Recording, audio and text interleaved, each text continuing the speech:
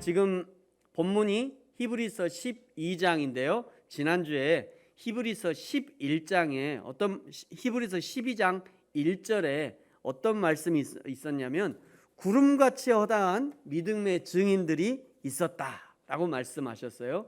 우리 앞에 구름같이 허다한 믿음의 증인들이 많이 있었다. 그 11장을 얘기하는 거죠. 그 많은 증인들이 지켜보는 가운데 이루어지는 우리의 믿음의 경주, 우리가 지금 살아가고 있는 이 삶이 믿음의 경주인데, 이 믿음의 경주는 오직 예수 그리스도를 바라봄으로 완주할 수 있는 경주라고 말씀해 주셨어요.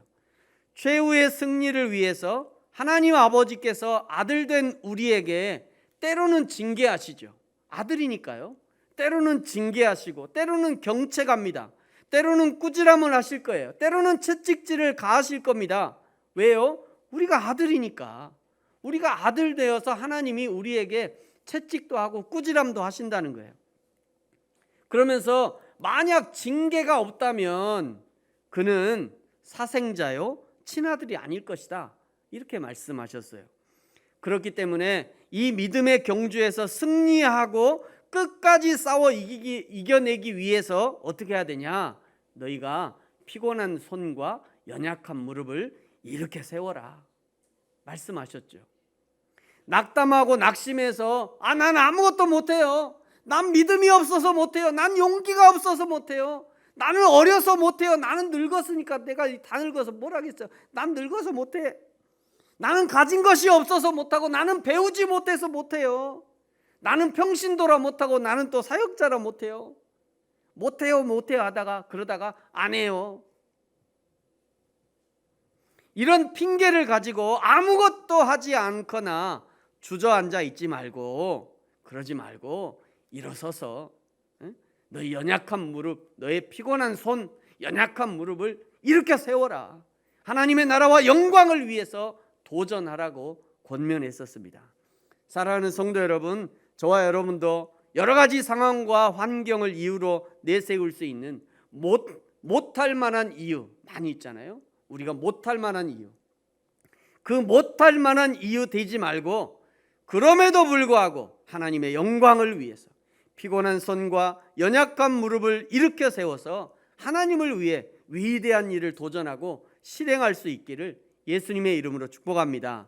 이제 오늘 14절부터인데요. 오늘 이제 14절부터는 이렇게 믿음으로 경주하는 자들, 특별히 신앙의 공동체가 추구해야 할 것과 피해야 할 것은 무엇이 있는지 말씀하시고 하나님을 거역하지 말 것을 강력하게 경고하고 있습니다. 자, 먼저 14절인데요. 방금 우리가 읽었습니다만 우리 14절 죄송합니다. 우리 14절을 다시 한번 읽겠습니다. 시작. 모든 사람과 더불어 화평함과 거룩함을 따르라. 이것이 없이는 아무도 주를 보지 못하리라. 아멘. 여기 따르라 라고 하는 말 있죠. 주를 따르라. 이 따르라 라는 말은 그냥 그가 인도하시는 대로 그 뒤를 절절절 따라가라, 이런 의미의 말씀이 아닙니다. 여기 따르라 라고 하는 것은 긴박감을 가지고 적극성을 가지고 최선을 다해서 추구해라, 이런 의미가 담겨 있어요. 무엇을 추구해야 돼요? 첫 번째는 화평을 추구하래요. 화평을 추구해라. 여기 화평은요 두 가지 의미를 담고 있습니다. 첫째는 인간과 하나님, 하나님과 사람 사이의 화평을 말하는 거예요. 하나님과 인간의 화평은 오직 예수 그리스도를 믿을 때 비로소 가능해집니다. 예수님을 믿는 것 외에는 하나님과 인간 사이의 화평을 이룰 수 있는 것이 전혀 없어요. 아무것도 없어요. 아무것도 없습니다. 하나님과 인간이 화평하는 것은 오직 유일한 예수 그리스도 외에 아무것도 없다는 거예요. 예수님을 믿는 것 외에는 하나님과 인간이 화평할 길이 없는 거예요. 둘째는요, 사람과 사람 사이의 화평을 얘기합니다. 사람이 좋다고 화평이 이루어집니까? 아무리 평화조약을 맺고 불가침 조약을 맺고 경제협력에 유대 강화를 한다 해도 인간의 힘과 능력으로는요 화평이 유지가 안 돼요. 인간의 화평은 철저하게 하나님과 인간의 화평이 그 근간을 이룰 때 비로소 사람과 사람 사이에 진정한 화평이 이루어질 수 있는 것입니다. 여러분, 저 십자가, 앞에 십자가 보이시죠? 저 십자가가 말이죠, 인간과 하나님, 하나님과 인간, 그 세로의 기둥이 든든히 버텨줘야 거기에 사람과 사람, 가로의 기둥이 얹혀지게 된다는 것입니다. 둘째는요, 거룩함을 추구하래요. 거룩함을 추구해라. 여기 거룩함을 추구한다는 것은 거룩해진 상태를 가리키는 것이 아니라 거룩해져 가는 과정을 나타냅니다. 우리에게 거룩해지기 위한 과정이 필요하다는 거예요. 거룩해지려고 하는 그 과정에서 하나님이 거룩을 발견하겠다, 이런 의미가 포함되어 있어요. 그러나 여기 어디까지나 거룩은 하나님의 인간의 노력으로 얻어지는 것이 아니라 하나님의 선물이라는 것을 우리가 알아야 됩니다. 오히려 거룩은 하나님의 은혜의 선물로서 성도들이 믿음으로 받아들이고자 할 때 주어지는 거예요. 그냥 주어지는 것이 아닙니다. 거룩은 하나님이 우리에게 선물로 주려고 하지만 그것을 내가 받아들여야 되는 거예요. 그래야 드디어 거룩이 이루어져 간다는 거예요. 그러므로 거룩함을 추구한다는 것은 이미 우리에게 선물로 주신 거룩을 지켜내기 위한 노력이 필요하다는 거예요. 예수님도요, 이 부분에 대해서 베드로에게 교훈하실 때 이렇게 말씀하셨어요. 요한복음 13장 8절 이하에 보니까 이렇게 말씀해요. 베드로가 이르되 내 발을 절대 씻지 못하시리라. 예수님이요, 대야에 갖다 놓고 제자들의 발을 씻어주려고 그랬거든요. 그랬더니 베드로가 나서서 내 발은 절대 못 씻습니다. 그렇게 얘기하자 예수님께서 대답하십니다. 내가 너를 씻어주지 아니하면 너는 나와 상관이 없다. 그랬더니 베드로가요, 이번에는요, 그러면 주님, 제 발만 씻지 마시고 제 손도 씻어주고 제 머리도 좀 감겨주세요. 그랬더니 예수님이 말씀하셔요. 예수께서 이르시되 이미 목욕한 자는 발밖에 씻을 필요가 없느니라. 온 몸이 깨끗하니라. 너희가 깨끗하나 다는 아니니라. 우리는 이미 성령으로 세례를 받고 십자가의 은혜로 우리의 모든 죄가 씻음받은 이미 목욕한 자라는 거예요. 그럼에도 불구하고 우리가 이미 목욕은 했지만 그럼에도 불구하고 다는 아니래요. 다는 아니라. 밖에 나갔다 오면요, 손발에 먼지가 묻어요. 그 손발의 먼지를 매일매일 씻어내야 한다는 거예요. 이것을 회개라고 하는 겁니다. 회개. 하루에 잠자리에 들기 전에 하루의 삶을 돌아보면서 하나님, 내가 오늘 이런저런 일들 가운데 하나님의 뜻을 따르지 못했습니다. 주여 우리를 용서해 주십시오. 하나님, 나를 용서해 주십시오. 이것도 회개지만 이것만이 아니라 순간순간 죄된 생각이 와요. 죄된 행동을 할 수 있어요. 또 죄된 말이 그냥 툭툭 튀어나와요. 그때그때 회개하는 것이 필요하다는 거예요. 뿐만 아니라 스쳐가는 이 죄된 생각, 죄된 행동, 죄된 습관들이 자신의 삶에 침투하지 않도록 말이죠. 12장 4절의 말씀을 빌으면 12장 4절에는 이렇게 하래요. 같이 한번 읽어볼까요? 시작. 너희가 죄와 싸우되 아직 피 흘리기까지는 대항하지 아니하고. 그러면 어떻게 하라는 거예요? 피 흘리기까지 대항해야 된다는 거예요. 피 흘리기까지 대항해야 되는데 너희가 아직 그만큼은 안 했다, 이런 얘기인 거잖아요.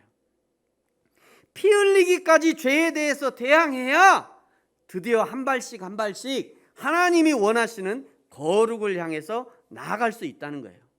자신의 거룩을 지켜내기 위해서 때로는 피 흘리는 결투를 벌이다가 난 더 이상 버틸 수가 없어. 나 진짜 내가 내가 예수님 믿는 자로서 내가 가능하면 내가 웬만하면 내가 거룩하게 살려고 그랬는데 내가 진짜 이렇게 몇십 년 고생했는데 나 도저히 못하겠다. 나 더 이상 못하겠다. 더 이상 못하겠다. 백기를 흔들잖아요. 나 더 이상 못하겠다. 나 더 이상 이 하나님 믿고 막 거룩하게 지키는 나 더 이상 못하겠어. 이 백기를 흔들라고 할 때 이 백기에 말이죠, 이 백기가 빨갛게 물들어 있어. 피 흘리느라고, 거룩을 지켜내느라고 피 흘리기까지 대항하다가 내가 백기를 들었더니 세상에 그 백기가 빨갛게 물들어 있어. 하나님이 그 모습을 보시고 거룩으로 여겨주신다는 거예요. 그것을 회개의 모습으로 여겨주시는 겁니다. 여러분, 그러니까 가만 보면요, 하나님 앞에 회개하는 것은 고상한 이 작업이 아닌 거예요. 하나님 앞에 회개하는 것은 그냥 하나님 예쁘게 손 모으고 하나님 용서해 주세요. 제가 잘못했어요. 용서해 주실 거죠? 아멘, 감사합니다. 끝. 이런 작업이 아니에요. 하나님 앞에 회개하는 것은 이런 작업이 아닌 거예요. 이전에 우리의 선배들은요, 은혜 받고 회개할 때 어떻게 했냐면 이렇게 했어요. 이렇게 눈물 콧물이 범벅이 돼가지고요, 자기의 잘못한 것을 생각하니까 눈물 콧물을 흘릴 수밖에 없는 이런 상황. 이럼에도 이렇게 처벅처벅 은혜의 강을 건너야 드디어 하나님이 원하시는 거룩한 삶을 한 발짝 살게 된다는 거예요. 이런 과정을 거치면서 그 거룩을 계속해서 지켜나갈 수 있도록 해야 한다는 것입니다. 그러나 진짜 어려운 것은요, 이 한 번의 회개가 아니에요. 진짜 어려운 것은 이 화평과 거룩이 상반되게 나타난다는 거예요. 이게 굉장히 어려운 겁니다. 이게 가장 어려워요. 이 화평과 거룩이 상반되게 나타나요. 이제 연말연시가 되니까요, 여기저기서 이제 송년 모임을 하잖아요. 송년 모임을 하면 빠지지 않는 것이 우리 대한민국의 음주 가무 아닙니까? 송년 모임을 하면 빠지지 않는 거예요.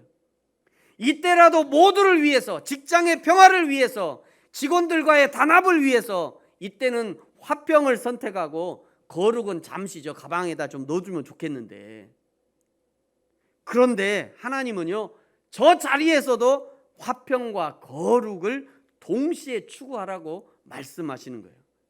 여러분, 어떻게 하면 이 음주 가무의 자리에서 화평과 거룩함을 추구할 수 있을까? 이거는요, 절대 그 자리에서는 안 됩니다. 그 자리에서는 안 돼요. 평소에 준비해야만 가능한 일이에요. 평소에 기도하고, 평소에 그리스도인인 것을 드러내고, 평소에 내가 술과 담배와 음탕하고 음란한 것들을 삼가고 멀리한다는 것을 보여줘야만 가능한 일이에요. 평소에 말이죠. 저도 직장 생활을, 일본에 갔다 와서 직장 생활을 조금 했어요. 제가 직장 생활에서 별명이 조목사였습니다. 조목사. 그때 이제 대리였는데, 대리였나 뭐나 정말 하여튼 1년 6개월 중 직장 생활에 저를 조목사라고 그래요. 조목사라고. 왜 그랬냐면 술 안 먹고 담배 안 피고 어디 가든지 절대 술 안 먹고 그러니까. 그러니까 나중에는 이제 그 과장님이 회식할 때 저 조목사는 음료수 먹어야지 그러고 음료수 시켜주시더라고요. 이게 평소에 그렇게 삶을 살아야 된다는 거예요. 평소에. 그 중에는 어떤 사람도 있는 줄 아세요? 야, 우리 이사도 그 예수 믿어. 이 얘기 무슨 얘기? 이사님도 먹으니까 너도 먹어라, 이런 얘기. 야, 우리 사장도 교회 다녀. 우리 사장도 먹으니까 너도 먹어도 돼, 이런 의미예요. 이런 것들이 여러분 평소에 되는 일이 아니에요. 평소에 내가 예수 믿는 것을 드러내고 자꾸 증거해야 결정적인 순간에 그것이 되는 거지 안 된다는 거예요. 지난주에 WCC에 관해서 이게 강의하시는 장신대 소기천 교수님의 강의를 들었어요. 우리 성도님들도 한 번쯤 들어보시면 좋을 것 같아요. 이 주보에 이제 요 뒤에 보시면 제가 여기 이렇게 QR 코드를 이렇게 넣어놨거든요. 이 QR 코드를 나중에 스마트폰으로 이렇게 촬영을 하시면 요즘엔 자동으로 연결이 돼요. 만약 모르신 분들은 저한테 여쭤보세요. 제가 알려드릴게요. 이걸 한번 들어보시면요, 보통 WCC를 종교다원주의로 알고 반대하고 2013년도에 부산에서 WCC 총회가 있어서 광주에서도요, 관광버스를 동원해서 WCC 반대한다고 가서 데모도 하고 그랬어요. 그런데 결국은 종교 간의 화합이라는 명목으로 진행이 되었고, 한국교회도 많은 사람들이 그것에 동조하고 말았습니다. 이 사진에 보시면 한국 대표가 김삼환 목사님이에요. 한국 대표 김삼환 목사. 저 밑에 보시면 정교회, 원불교, 천도교, 천주교, 불교, 전 세계 웬만한 종교들이 다 모여 우리는 하나다, 이렇게 손잡고 우리는 하나다, 한 종교다, 한 하나님이다, 모두가 하나님이다, 모든 종교에 다 구원이 있다. 이랬어요. 어떤 행사가 있을 때 가서 반대하고 데모하는 것보다 더 중요한 것은 그 전에 평소에 성경이 말씀하시는 여호와 하나님 외에 다른 신들을 내게 있게 하지 말라는 하나님의 말씀을 굳게 지킬 준비를 해야 된다는 거예요. 수직의 십자가가 든든하게 버티지 않으면 결코 수평의 십자가를 걸을 수 없는 것입니다. 결국 이 화평과 거룩을 둘 다 추구하지 못하면 어떤 일이 벌어지냐? 오늘 15절에 보니까요, 하나님의 은혜에 이르지 못하는 자가 된대요. 또 쓴뿌리가 나서 괴롭게 된대요. 더럽게 된답니다. 16절에 에서와 같이 망령된 자들이 된대요. 17절에 보세요. 그런 자들은 눈물을 흘리고 구하되 회개할 기회를 얻지 못한다는 거예요. 구원에 관한 문제를 얘기하는 거잖아요. 구원에 문제가 생긴다는 말이에요. 화평과 거룩을 둘 다 추구하지 못하면 하나님의 구원의 은혜를 입는데 심각한 결격 사유가 된다는 거예요.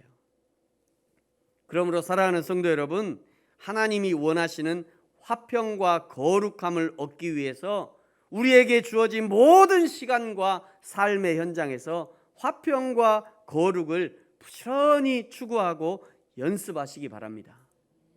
연습하셔야 돼요. 연습하셔야 돼요. 18절부터 보면요, 출애굽 당시의 시내산, 즉 옛 언약의 시내산과 새 언약으로 비유되는 이 시온산을 비교하면서 하나님을 거역하지 말 것을 이제 엄중히 경고합니다. 출애굽기 19장 12절에 보면요, 모세 외에 하나님의 산이라고 하는 이 시내산에 오르지 못하게 하라고, 만약 침범하면 너희 죽을 거야, 이렇게 하나님이 경고하셨어요. 여러분 출애굽기 19장 12절 같이 한번 읽어볼까요? 시작. 너는 백성을 위하여 주위에 경계를 정하고 이르기를 너희는 삼가 산에 오르거나 그 경계를 침범하지 말지니 산을 침범하는 자는 반드시 죽임을 당할 것이라. 아멘. 거룩한 하나님의 산에 거룩하지 못한 인간이 접근하지 못하도록 한 거예요. 오늘 20절에 보면요, 짐승이라도 그 산에 들어가면 죽게 된다 말씀하셔요. 하나님의 명령을 거역하고 하나님의 거룩을 무시한 것에 대한 심판은 신속하고 가공할 만한 것이어서 이스라엘 백성들로 하여금 공포감을 느끼게 했습니다. 21절에 보세요. 모세도요, 그것이 무서워가지고 모세도 내가 힘이 두렵고 떨렸다. 모세는 허락한 거 아니에요. 근데 모세 너는 허락했는데 허락받은 모세도 올라가면서 떨었다는 거예요. 두려웠다는 거예요. 여러분, 여기까지가 구약 유대교에 대한 설명이었습니다. 유대교는 지금도 구약에 살고 있어요. 모세오경을 아직도 벗어나지 못합니다. 구약을 지키고 구약의 율법을 지켜내기 위해서 발버둥을 치고 있는 사람들이 유대교 사람들이에요. 신약을 사는 우리는 완성된 율법을 살아가고 있기 때문에 율법의 규제를 받는 것이 아니라 율법 위에 살아가고 있어요. 우리는 율법 위에 살아가는 사람들이에요. 율법을 지켜야 구원을 받는 것이 아니라 이미 구원받았기 때문에 기쁨으로 하나님이 주신 율법을 지켜나갈 수 있는 거죠. 여러분, 우리도 매주 십계명 십행실 이렇게 암송합니다만 우리는 이미 예수 그리스도를 믿는 것으로 이미 우리가 구원을 받았기 때문에 일편단심 하나님만 사랑할 수 있는 거예요. 이미 구원 받았기 때문에. 우리는 이미 예수 그리스도의 은혜로 구원 받았기 때문에 이방신을 섬길 필요도 없고 만들 필요도 없는 거예요. 이미 구원 받았으니까. 우리는 이미 예수 그리스도의 은혜로 구원 받았기 때문에 삼가 하나님의 이름을 함부로 하지 않을 수 있는 겁니다. 이미 우리는 예수 그리스도의 은혜로 구원받았기 때문에 사사로운 일로 예배에 빠질 수 없는 거죠. 예배에 빠지지 않을 수 있는 거예요. 왜요? 이미 우리가 은혜를 받았기 때문에. 우리 5번부터는 같이 해볼까요? 우리는 이미 예수 그리스도의 은혜로 구원받았기 때문에 오직 내 부모를 공경할 수 있는 거죠. 아멘입니다. 이미 구원받았기 때문에. 6번은요. 우리는 이미 예수 그리스도의 은혜로 구원받았기 때문에 육체가 있는 사람을 함부로 죽이지 말라. 우리 살인하지 않을 수 있는 거예요. 이미 구원받았기 때문에. 7. 우리는 이미 예수 그리스도의 은혜로 구원받았기 때문에 7. 칠흑 같은 밤에 딴 집에서 자지 않을 수 있는 겁니다. 우리는 이미 구원받았기 때문에 8. 팔자 고치려고 도둑질하지 않을 수 있는 거예요. 우리는 이미 예수 그리스도의 은혜로 구원받았기 때문에 9. 구차하게 거짓증을 하지 않을 수 있는 겁니다. 우리는 이미 예수 그리스도의 은혜로 구원받았기 때문에 10원짜리 하더라도 남의 것을 탐내지 않을 수 있는 거예요. 왜요? 이미 구원받았기 때문에.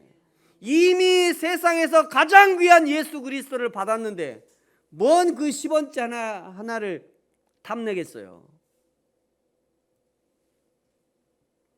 이제는요, 예수 그리스도의 은혜로 이미 구원받았기 때문에 이제는 기쁨으로 감사로 이 10계명의 계명들을 지켜나갈 수 있다는 거예요. 뿐만 아니라 이제 예수님을 믿는 사람들 속에 예수님이 살아계시고 우리 안에 성령께서 함께 하시기 때문에 함께 하시는 성령님의 도우심으로 어디서든지 거뜬하게 하나님이 주신 율법들을 기쁨으로 지켜낼 수 있게 된다는 거예요. 그것을요, 이제 22절부터는 우리가 새로운 곳에 있다라는 표현으로 우리에게 알려줍니다. 여러분 22절을 보세요. 그러나 너희가 이룬 것은 이전에 있는 곳이 아니라 너희가 지금 새로운 곳에 왔다 이 얘기죠. 너희가 이룬 것은 이전에 있던 거기서 너희가 새로 왔다 이런 의미예요. 너희가 이룬 것은 시온산과 이전에는 시내산이었잖아요. 이전에는 시내산 율법. 그런데 너희가 지금 이룬 것은 시내산이 시온산이래요. 시온산. 살아계신 하나님의 도성인 하늘의 예루살렘. 이전에는 땅에 있던 예루살렘 성에 살았잖아요. 근데 지금은 하늘의 예루살렘에 이르렀다는 거예요. 거기 보니까 천만 천사가 있고요. 23절에 하늘에 기록된 장자들의 모임과 교회와 만민의 심판자이신 하나님과 및 온전하게 된 의인의 영들과 24절 새 언약의 중보자이신 예수와 및 아벨의 피보다 더 나은 것을 말하는 뿌린 피니라. 이전에는요, 시내산으로 대표되는 구약 율법 아래에 있었지만 그러나 지금은 시온산으로 대표되는 새로운 곳에 서 있다는 거예요. 지금은 새로운 신앙, 새로운 믿음의 적용을 받는다는 그런 말인 것입니다. 그러니 이제는 옛 습관을 벗어버리고 새로운 시온산, 새로운 새 예루살렘, 새 언약의 중보자이신 예수 그리스도께 어울리는 새로운 모습을 갖춰야 된다는 거예요. 지금 그 얘기를 하고 있는 겁니다. 이제 이 은혜로 서 있는 여기 새 예루살렘, 새로운 교회 공동체, 새로운 예수 그리스도의 은혜 아래서 우리는 어떻게 살아야 되냐? 25절에 너희들이 이렇게 살아라 우리에게 당부해요. 자, 25절 같이 한번 읽어볼까요? 시작. 너희는 삼가 말씀하신 일을 거역하지 말라. 땅에서 경고하시는 일을 거역한 그들이 피하지 못하였거든. 하물며 하늘로부터 경고하신 일을 배반하는 우리가 뭐냐? 아멘. 그 다음에 26절에 보니까요, 시내산에서 하나님이 임하실 때는 땅이 진동했대요. 그러나 예수님이 임하신 날에는 땅만이 아니라 하늘도 진동할 것이라 말씀하셔요. 최후의 심판의 날이죠. 하나님이 재림하시는 그날은 땅만 진동하는 게 아니라 하늘도 진동한대요. 하나님을 거역한 죄인들은 한 사람도 하나님의 심판을 피하지 못할 것입니다. 그러나 오늘 예수 그리스도를 믿는 우리는 28절에 보니까요, 흔들리지 않는 나라를 선물로 받았대요. 아멘. 우리가 구원으로 받는 이 구원의 은혜는 결코 흔들리지 않는 것입니다. 예수 그리스도의 은혜가 흔들리지 않는 거예요. 세상에 어떤 일이 있어도 이 하나님의 은혜가 흔들리지 않는 겁니다. 그렇기 때문에 이제는 심판을 자초하는 배교나 하나님의 은혜를 거부하는 행위를 범하지 말고 자기 생각대로 자기 마음대로 하나님을 섬기지 말고 오직 은혜를 받아라. 은혜를 받아라. 그 다음에 경건과 두려움으로 하나님을 섬기라고 우리에게 요청하고 있는 겁니다. 그런데 여기 왜 경건함과 두려움으로 하나님을 기쁘게 섬겨야 되냐? 왜 왜냐하면 29절에 이렇게 말씀해요. 여러분 29절 같이 한번 읽어볼까요? 시작. 우리의 하나님은 소멸하는 불이심이라. 아멘. 여기요, 이 구절은 사실은 우리 성경에서는 약간 잘못 번역이 됐어요. 여기 소멸하다라고 하는 이 단어는 아칼이라고 하는 단어인데요, 의미가 뭐냐면 태워버리다, 소비하다, 삼키다, 먹어버리다, 이런 의미를 가지고 있어요. 그러니까 하나님이 스스로 사그라드는 소멸하시는 불이 아니라 하나님은 무엇인가를 소멸시키는, 태워버리는 그런 불이시다, 이런 의미예요. 하나님이 스스로 소멸하는 불이 아니라 하나님은 소멸시키는 불이다, 이런 의미인 겁니다. 하나님은 모세 외에 시내산에 침범하는 교만한 사람들을 하나님이 불로 태워버릴 것이다, 이런 의미인 거죠. 짐승이라도 시내산에 침범하면 그 짐승도 태워버릴 거야, 이런 의미예요. 하나님의 말씀을 거역하는 사람들도 하나님이 심판의 불로 태워버릴 것이다, 이런 의미인 것입니다. 여호와 하나님의 신앙을 배반하는 사람들, 그들도 역시 여호와의 영원한 지옥불로 심판할 것이다, 이런 의미를 갖고 있는 거예요.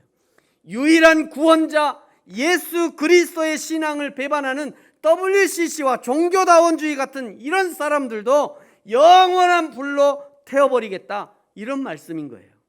그러므로 우리는 이 소멸하는 불이신 하나님 앞에 우리의 신앙을 날마다 점검해야 됩니다. 날마다 점검해야 돼요. 혹시라도 내가 하나님의 은혜를 배반하고 있지 않은지, 하나님이 나에게 은혜 주셨는데 그 은혜대로 살지 않는지 자신을 점검해야 됩니다. 혹시라도 하나님의 은혜를 헛된 것으로 바꾸고 있지 않은지 점검해야 돼요. 하나님 앞에 큰 은혜 받고 세상에 그걸 갖고 자기 돈벌이, 그런 일 없어야 돼요. 하나님 앞에 큰 은혜 받고 무당처럼 그렇게 해서는 안 돼요. 하나님이 큰 은혜를 주셨음에도 불구하고 그것을 자기를 위해서 자기 배를 불리는 그런 일들을 해서는 안 되는 거죠. 하나님은 날마다 예배할 때마다 은혜를 베풀어 주시는데 우리는 그 하나님의 은혜를 헛된 것으로 흘려보내고 있지는 않은지 점검해야 됩니다. 점검해야 돼요. 하나님은 하나님의 나라를 위해서 위대한 일을 하라고, 하나님의 교회를 위해서 위대한 일을 하라고, 하나님의 교회를 하면 꼭 부르신 교회만 생각해서는 안 됩니다. 대한민국 이 세상에는 이 세계가, 전 세계가 모두 하나님의 교회라고 얘기하셔요. 하나님의 우주적인 교회 말이죠. 우주적인 교회. 부르심 교회도 부흥해야 되지만 옆에 있는 교회도 부흥해야 돼요. 전 세계 모든 교회가 부흥해야 돼요. 그걸 우리는 우주적인 교회라고 하는 거예요. 저와 여러분을 불러주신 것은 하나님이 그 우주적인, 우리 부르신 교회만이 아니라 우주적인 교회의 부흥을 위해서 하나님이 우리를 불러주셨고 그것을 위해서 일하라고 우리를 불러주신 거예요. 하나님은 우리에게 이렇게 불러주셨는데 우리는 계속해서 그 하나님의 말씀 무시하고 모른 척하고 있지는 않은지 자기 자신을 계속해서 점검해야 되는 겁니다. 이렇게 날마다 확인하고 점검해야 소멸시키는 불이신 하나님의 심판을 벗어나게 된다는 거예요. 사랑하는 성도 여러분, 이제 오늘 화평함과 거룩함을 따르라는 말씀으로 은혜를 나눴습니다. 화평과 거룩의 삶을 살아내기 위해서 그 순간에 되지 않습니다. 그 순간에 되지 않아요. 평소에 날마다 화평의 씨앗을 평소에 뿌려야 됩니다. 평소에 거룩의 씨앗을 내 주위에 많이 뿌려놔야 돼요. 그래야 드디어 하나님의 때에 화평과 거룩의 열매를 거두게 된다는 거예요. 소멸시키시는 불이신 하나님 앞에, 소멸시키는 불이라고 말씀하시는 그 하나님 앞에, 지푸라기로 지은 집은 불에 타 없어지지만 그러나 은과 금과 보석으로 지은 집이 남아있듯이 저와 여러분의 믿음도 하나님 앞에 아름답게 남아있어서 하나님 앞에 칭찬받고 상급받고 풍성한 열매를 맺어드리는 저와 여러분이 되어지기를 예수님의 이름으로 축복합니다. 기도하겠습니다.